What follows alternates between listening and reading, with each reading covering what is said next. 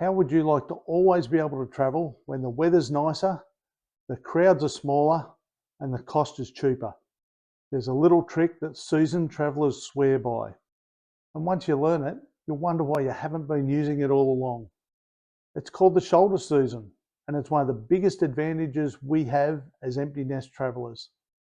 You've probably heard the term before, but if you haven't, here's what it's all about.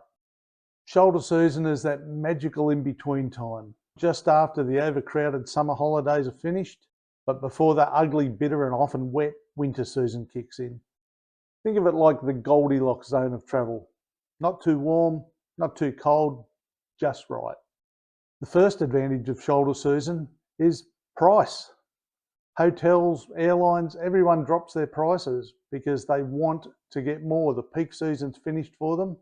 They've got empty rooms, they've got empty seats, and they want your business. So for you, not only does it mean it's cheaper to get there, but there's a very good chance you're going to be able to book a better room, book a nicer hotel, still without blowing that budget. And next up, we've got the issue with the crowds, or rather, lack of them. Once the main summer tourist rush is gone, locals seem to have more time for you, more time to chat, more time to give you recommendations, bigger smiles that are genuine. You have a better chance of finding those awesome little restaurants the locals love that don't quite make it into the guidebooks. And that's often the best time to find those moments that make your trip unforgettable. And let's be honest, for those of us over 50, this is perfect. We're no longer tied to travelling during school holidays. We no longer have to restrict ourselves to finding activities that are going to keep the kids entertained. Now is our chance to skip that chaos and travel smarter. But now you might be wondering, where exactly should we go during shoulder season? Well, I'm glad you asked. Let me find you 3 really good examples of places that fit the bill. Considering a trip to Europe, then April, May, or September, October are probably the best time to do it. Both of those put you either side of that crazy summer period where huge parts of Europe get flooded with sun-seeking tourists. And at those times of year, the weather is still beautiful. It's just that you won't be sweltering in the middle of the room in 40-degree heat, or you're far less likely to be stuck in a 2-hour queue to climb the Eiffel Tower.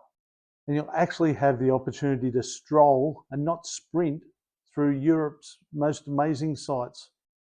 The next great option is Southeast Asia, just before the monsoon season. Here you'll still be able to tick off the big 3, lower prices than peak season, lesser crowds than peak season, and in most cases still plenty of sunshine to be found. Sure, you might want to keep an eye out for those storm clouds every now and then, but I can guarantee you're going to get a lot more blue sky than you are grey.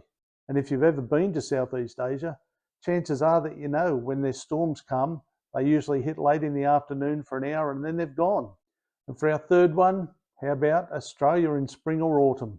Come at this time of year, you've skipped our scorching summers, you've avoided our rainy, miserable winters, and you'll find what most people consider perfect weather.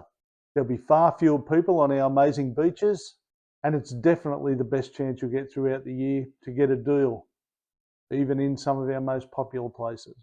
And hey, if you're finding any of these tips useful, please hit that like button. It helps other travellers like us discover tips they may never have thought of.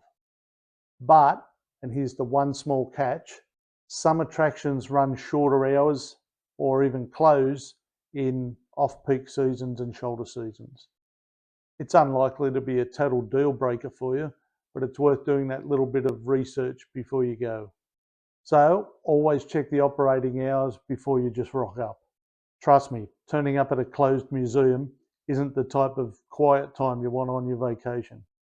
So once you try shoulder season travel, you'll wonder why you haven't been doing it ever since you didn't have to bring the kids along. It's cheaper, friendlier, and way more enjoyable. So let's make this fun. I bet some of you have experienced shoulder season bargains and gems that I've probably never even heard of. Drop them in the comments and let's build a traveller's cheat sheet together. And if you found this helpful, please give a thumbs up and subscribe for more travel tips for travellers just like us. So happy travels, and I'll see you in the next one.